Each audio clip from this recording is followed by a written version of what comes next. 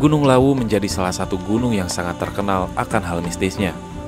Terlepas dari semua itu, percaya atau tidak, berani atau takut, sebagai pendaki kita harus menghormati dan menghargai budaya turun-temurun yang ada. Seperti kata pepatah mengatakan, di mana bumi dipijak, di sana langit dijunjung.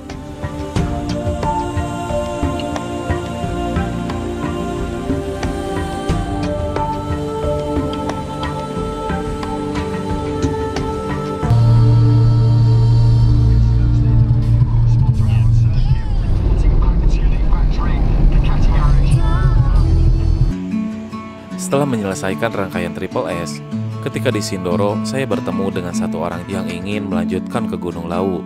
Kita sebut saja Mang Gembul. Singkat cerita, akhirnya saya pun ikut karena kebetulan diberi tumpangan dari mahasiswa di kota Solo untuk menuju ke base camp Gunung Lawu via Candi Ceto. Gue cuma berdua itu mah dianterin orang-orang baik nih. Masih dua kita ya. Lu ngerokok emang? Nasi nih satu. Lu ngerokok emang? Mau ketemu dulu gak? Belum. Mau ketemu dulu nggak? Jadi kali ini kita sedang berada di Solo dan mau start ke Gunung Lawu jam 3.41 ke base camp.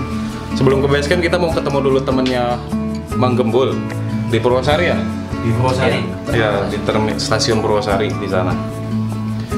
Aduh, udah peralatan semua masuk, nggak ada yang ketinggalan, tinggal gas. Solo panas pol pokoknya.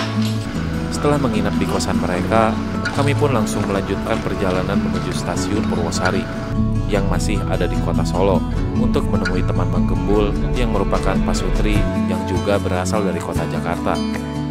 Playover di Solo ini berarti baru ya? Baru. Malah Berapa tahun? Nggak nyampe 5 tahun lah ini masih. Hitungannya masih baru. 3 tahunan ada lagi kali ya. Saya dulu sempat ada laka juga kan. oh, Macet.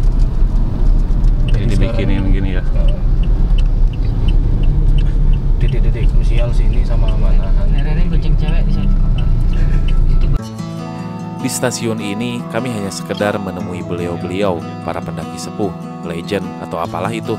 Yang pasti, ini akan jadi pengalaman yang sangat berharga untuk saya.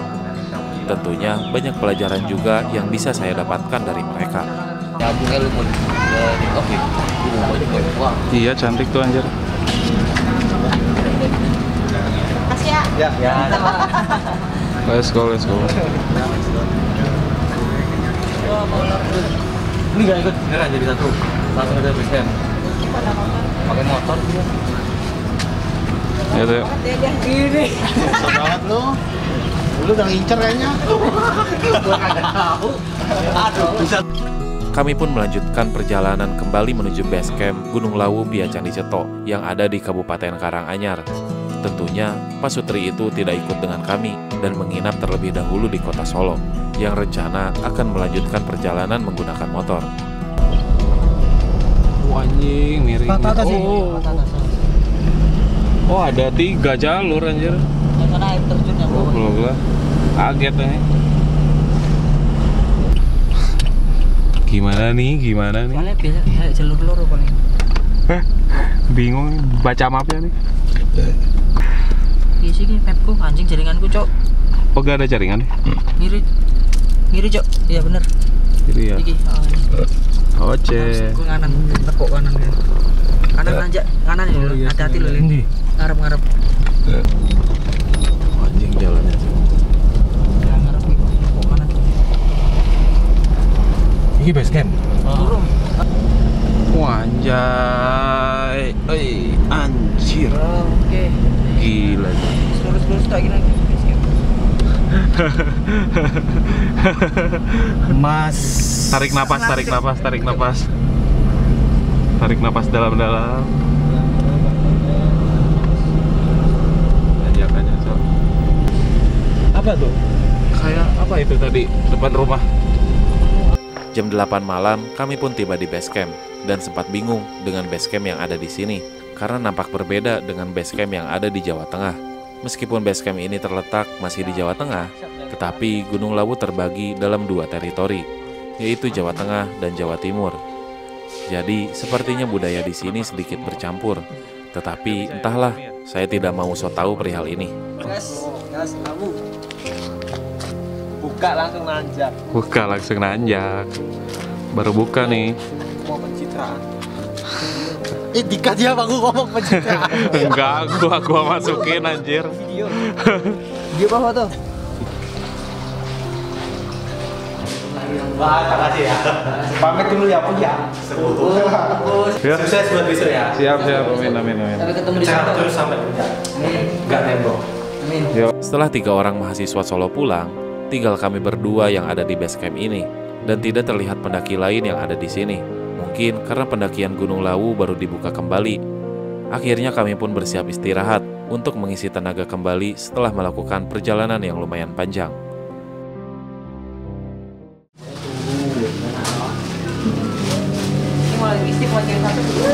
Pagi hari pun tiba.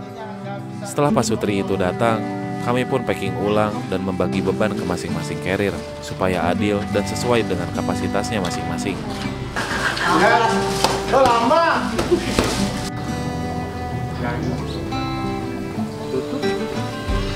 Kali ini kita akan memulai pendakian jam 9.10 bersama ada Bapak siapa di belakang ini? Indra. Bapak Indra, sama ada kru baru nih, 2 orang. Sama Ibu siapa, Bu? Ian. Ya, sebutnya Ian ya, Ibu Ian ya. Sama Bapak Indra nih. Ya, kita berangkat jam 9.11 dan belum membayar simaksi. Nanti simaksinya ada di pos 1 kalau nggak salah ya. Mantap tuh.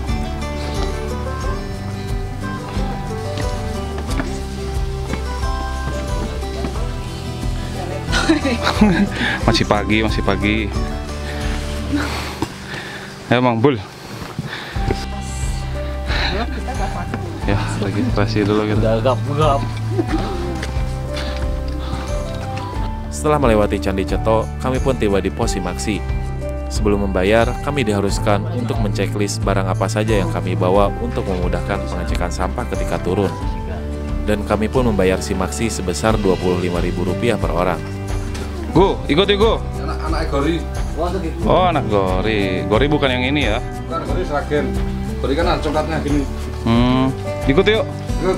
Kunti bukan ini? Bukan, ini yang Sinem. Anaknya Kunti. Mana? Gugu.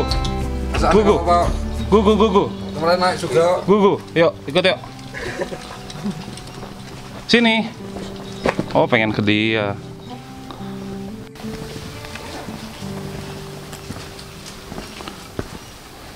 Kita mulai perjalanan mendaki ke Gunung Lawu, kita berdoa dulu supaya minta keselamatan dan pas saat perjalanan dan turun nggak ada gangguan atau halangan apapun. Amin.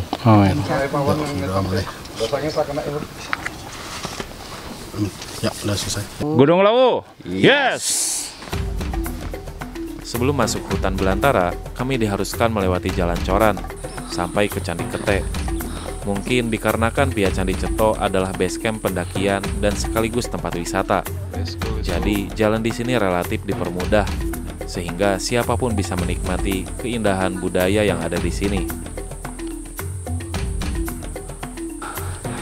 Mas Pul. Piramid berundak. Napas aman kawan. Aman. Nah, ini yang namanya Candi Kete. Kete itu artinya monyet kalau dalam bahasa Indonesia. Dan katanya di sini tuh dulu ada arca monyet. Cuman hilang kayaknya, gak tahu tahun berapa lah. Dan sayang sekali kalau sampai hilang kayak gitu sih. Ini kayak punden berundak gitu ya. Tempat ibadah atau apalah pada masanya ya. Candi Kete. Kete, bukan ketek. Oke. Setelah Candi Kete terlewati, kami mulai memasuki jalanan tanah menuju pos 1.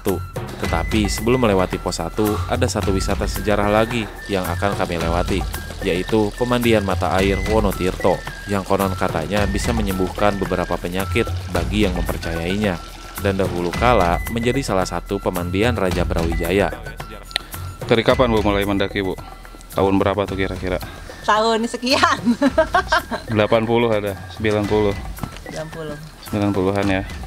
Saya belum lahir 90. Iya, saya juga belum. Saya lahir 2003. Wanjir. 90 baru dibuat. Nggak, saya pendaki baru kok. Katanya pendaki lawas. Saya baru. Pendaki jadul. Pendaki jadul ya. Yang ini jadi jadul. Saya baru. Bapaknya dari kapan Pak mulai mendaki Pak? Dari saya kenal istri saya gitu datar 98.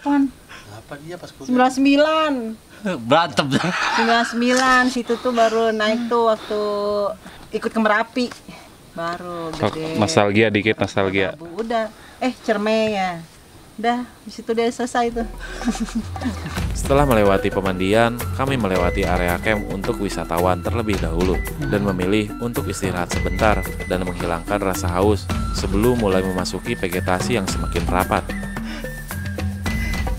Sekarang kita berada di ketinggian 1500 dan pos 1 itu ada di ketinggian 1700. Jadi dari area camp ke pos 1 itu nanjak 200 meter, naik 200 meter. Dan di map kayaknya jauh, jadi jalannya nggak bakal terlalu menanjak. Sama waktu itu gue lihat.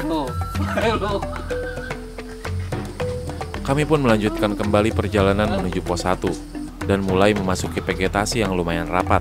Sepanjang jalur pos 1 dipenuhi dedaunan yang bertebaran sepanjang jalur. Mungkin dikarenakan waktu kami mendaki, Gunung Lawu baru dibuka setelah terjadi kebakaran sebelumnya. Dan pastinya kami akan melewati kawasan yang terbakar. Karena jarak area camp ke pos 1 tidak terlalu jauh, kami pun melewatinya begitu saja dan langsung menuju pos 2. Trek di sini berupa tanah dengan pijakan akar pohon dan sesekali melewati jalur air yang seperti lubang tikus.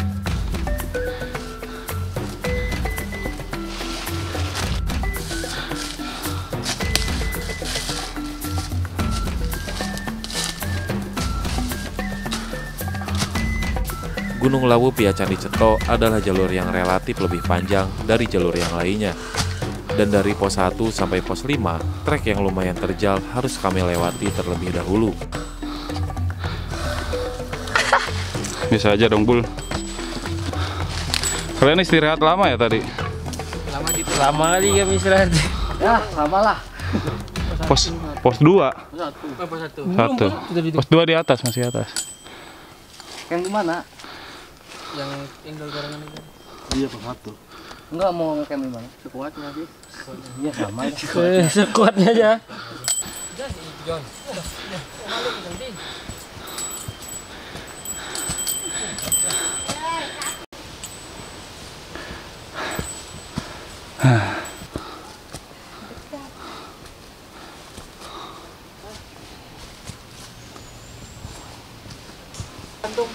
Kali ini saya baru sampai di pos 2 jam 11.46. Di belakang juga terlihat ada tempat sembahyang lagi. Kayak di Bali-Bali sih itu catur-caturnya kayak gitu. Ada pola-pola catur. Ini pohon beringin ya? Bukan nih, bukan beringin. Kalau di Bali itu kenapa ada bukan hanya sekedar buat ritual, tapi buat nandain pohon itu tuh gak boleh ditebang. Sakral ya, pohon sakral. Setelah tiba di pos 2, kami pun istirahat kembali bersama dengan pendaki yang lainnya dan berkenalan dengan mereka yang merupakan mahasiswa dari Jogja.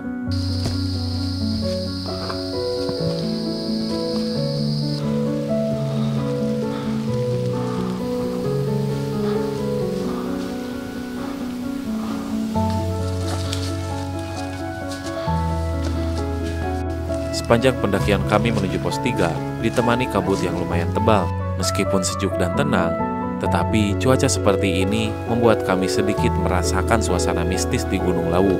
Apalagi mungkin bagi kalian yang parnoan.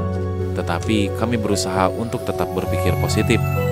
Karena bukan hantu yang harus ditakuti, tapi apa yang ada di dalam diri kita sendiri. Pedak.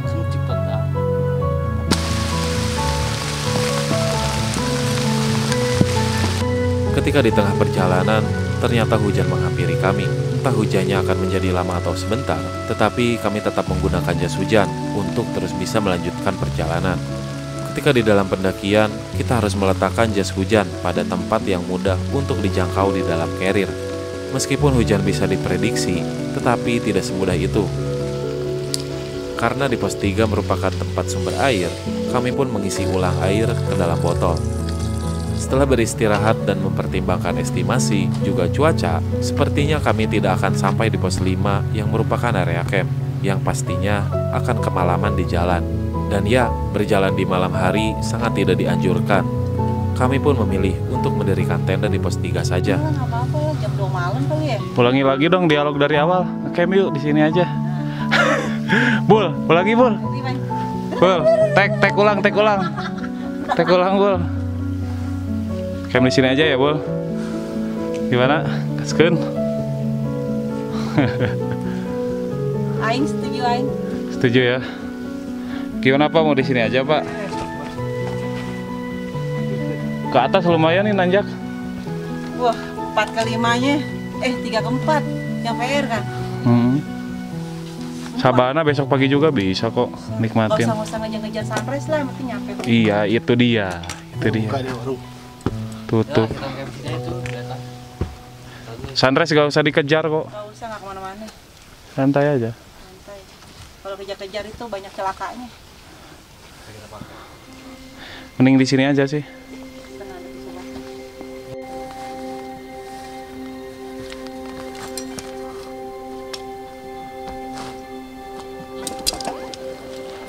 Sini aja ya, sini aja. Jarang olahraga sekali aja enggak ini sama orang. Kaget jantung kan? Aja mau.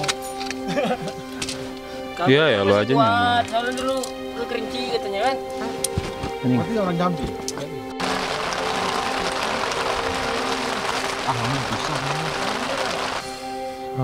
Rawit. Kalau nggak jalan pasti udah bau-bau.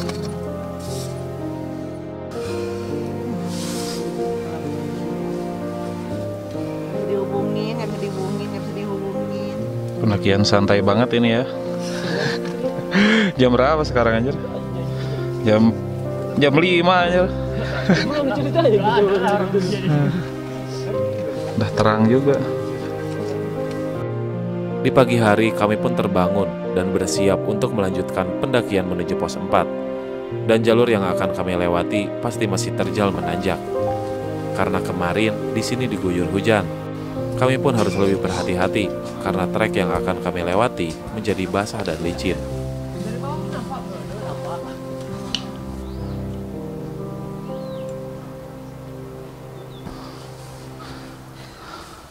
Semangat kawan. Enggak, Jok.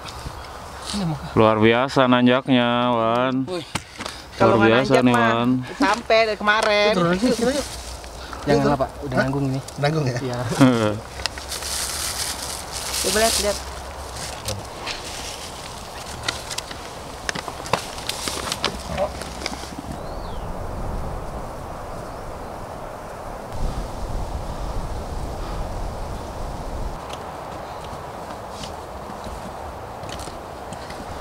Sekarang kita baru sampai di pos 4 jam 7.13.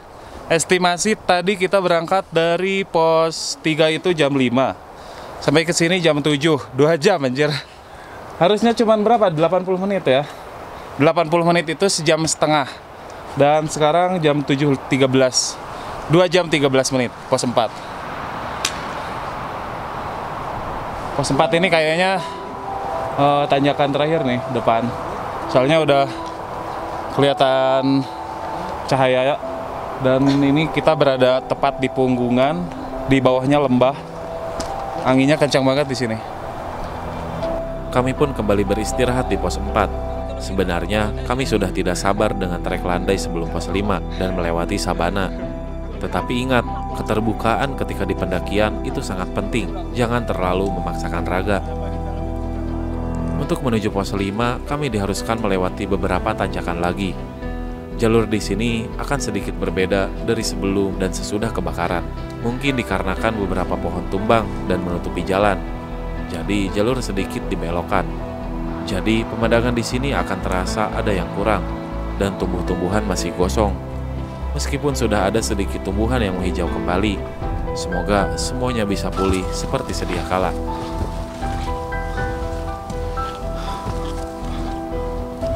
Tanjakan terakhir sebelum landai.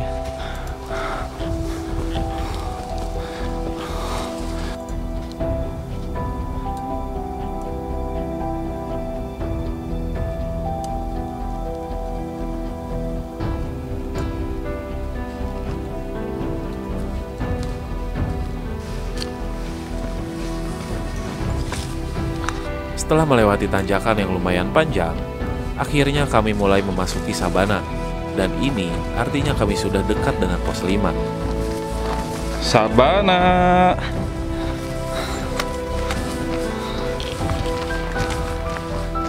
Sabana, Bul. Kita ke campnya sini dah.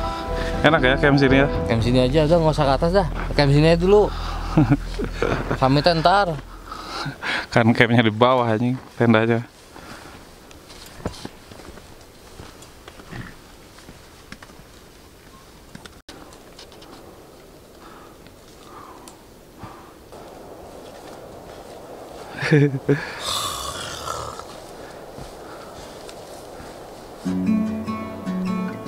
Tidak jauh melangkah, kami pun tiba di pos 5. Kami pun beristirahat lumayan lama di sini. Karena tempat ini sangat ikonik di jalur pendakian Gunung Lawu Pia Candi Ceto dan sudah banyak gambar bertebaran di sosial media. Sambil beristirahat, kami pun mengabadikan momen dengan cara berfoto. 100 baik baca aja Solo. Banyak nih orang-orang foto di sini nih, keren-keren. Ada sini.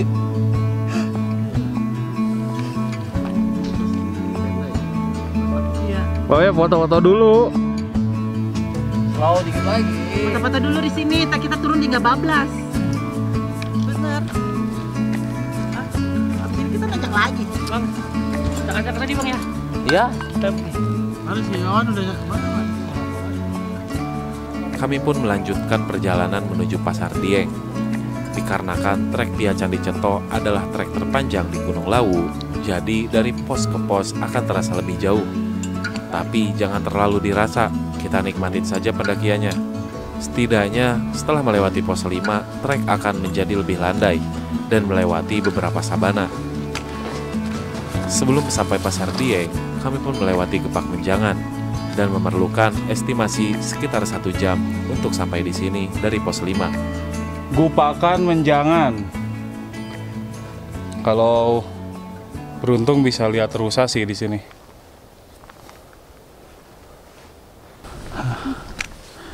Ada beberapa lahan juga yang terbakar kemarin.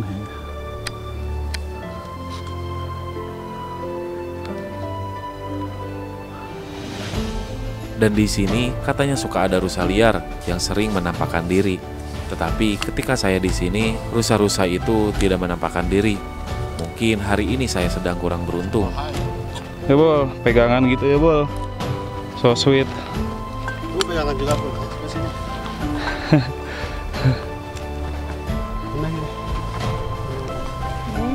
Iya, ya.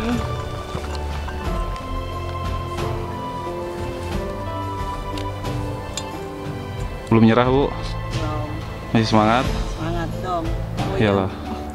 Boyam depan, boyam depan. Ya, Bul.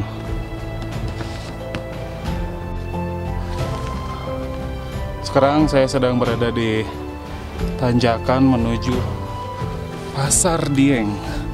Dan ini bekas kebakaran sih. Masih bau apa ya? Bau arang. Bau kebakaran.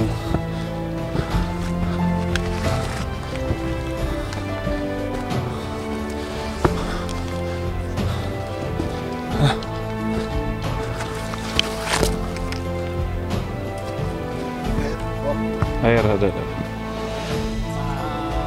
Getar, membela yang benas. Boyam. Apar. Anjir. Yuk. Tidak jauh dari Gupak Menjangan, kami pun sampai di Pasar Dieng. Tentunya ini menjadi hal yang mistis bagi para pendaki. Dan ada beberapa pantangan di sini. Seperti tidak boleh melewati wilayah ini ketika matahari sudah tenggelam, tidak boleh sompral, dan lain-lain. Entah kalian mau percaya atau tidak dengan hal mistis, sudah sepatutnya para pendaki memiliki pemikiran, di mana bumi dipijak, di sana langit dijunjung. Pul, Pasar Dieng. Pasar Dieng nih. Ini Pasar Dieng. Gimana nih, Pol? Gimana nih? Lapar. Pasar Dieng ini anjir. Lapar banget. Masih mikirin perut Asli aja dah. nih. Tanpa ada nutrisi, kita nggak ada tenaga. Untuk Energi. dikit lagi. Dilarang memindahkan atau menata ulang struktur bangunan di Pasar Dieng karena mengandung unsur cagar budaya. Oke, siap. Siap, Mas Bro. Bu, Pasar Dieng. Pasar Dieng nih. Gimana nih? Tadi katanya ada yang di atas katanya. Kata si Embul. Siapa? Gak tahu, gue juga gak dengar, dia doang yang dengar. Oh gitu, Mul. Aduh, Mul. Embul sensitif itu hidungnya anjir. Hidung. Perut kan? Iya, perutnya udah sensitif. Udah lapar tuh. Halusinasi makanya. Bukan halusinasi jadi bubur. Ini dia lokasi Pasar Dieng. Kuli happy ya. Happy banget. Dari Pasar Dieng, Hargo Dalam sudah jelas terlihat, dan ada warung Boyem yang sudah lama berdiri di sini. Bahkan ketika kebakaran 2023 saja, warung ini masih bisa bertahan. Mungkin warung ini memang sangat bermanfaat bagi para pendaki yang kelaparan setelah kembali dari puncak Lawu. Tuh itu tuh ada monyetnya depan. Iya, monyet beneran. Akhirnya sampai juga warung Boyem, Bul. Wah, Makan lapar dulu. banget, lapar. Lapar lo ya. Parah. Apa juga kita membuat ada. Monyet tuh, lombat.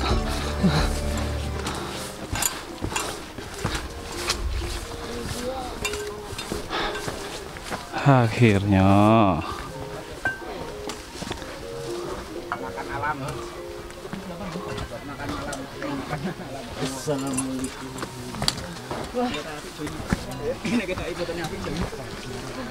Monyet, Cuk.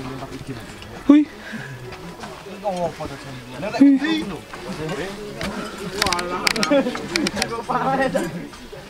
Apa? Ini minum Nutrisari aja, segar. Nutrisari. Lemon atau apa ya? Tulisannya berapa? 2. 2 teh 2. Teh 2. Yang segar, lemon. Kita tidak punya anak lain. Wah, ada sinyal di sini. Kita bisa makan roti saja. Apa tuh, Pak? Ada sini. Telkomsel. Iya, ada tuh, gede, Dia pasti akan XL. Oh, XL. Mon. Karena mon. Wah, anjing taringnya cok serem banget. Shh. Duit doyan lu. Yang nasi 3. Sekarang kita makan dulu, makan sambil lihat si Temon. Nih, si Temon nih.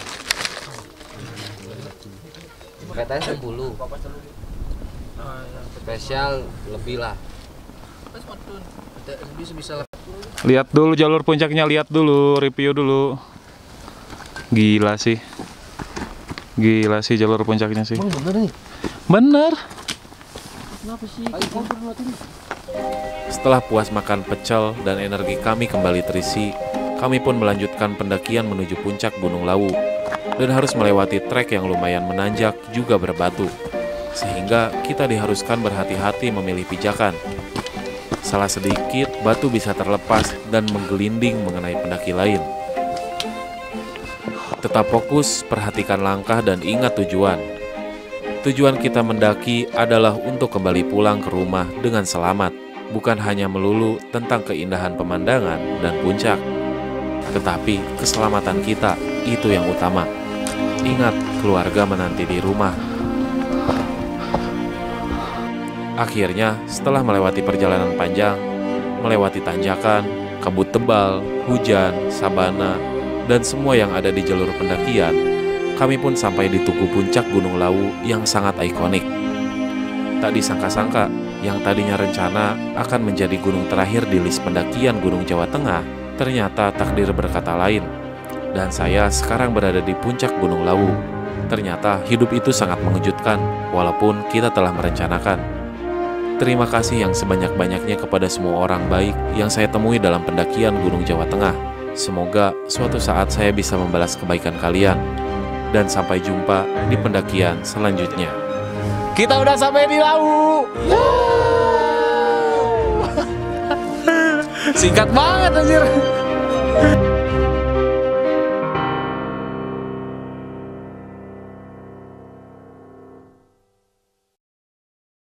Masih aman, Mbak? Puncak pertama soalnya. Oh, ini puncak pertama. The Porsche langsung sini? Enggak sih, cuman biasanya nggak pernah sampai puncak. Oh. 2 kali naik. Ke sini naik 2 kali. Enggak sih, ke Merbabu. Merbabu tapi belum sampai puncak. Ke sini sampai puncak. Congrats. Salah. Yeay.